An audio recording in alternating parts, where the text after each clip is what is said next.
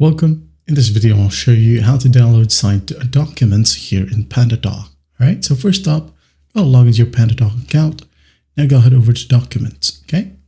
And here, go ahead and find any completed documents, okay? For example, this one. Just click on it, wait for it to open.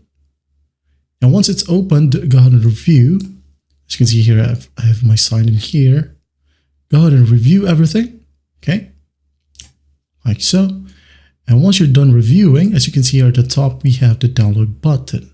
Now when you go ahead over, now if you don't have this option, you can go ahead and go to the top right and click on the three dots and hit on download, okay? You can go ahead and download this one as a PDF or as a docs. I'm going to be clicking on this download button. As you can see, it says loading PDF file. Go ahead and save it wherever you want. And once done, rename it if you want to. If not, just hit on save. It says here download started. And here we have the downloaded PDF. I'm going to click on it. And again, review everything. And once done, you're good to go. That's how you download signed documents here in PandaDoc. I hope this video helps and I'll see you in the next one.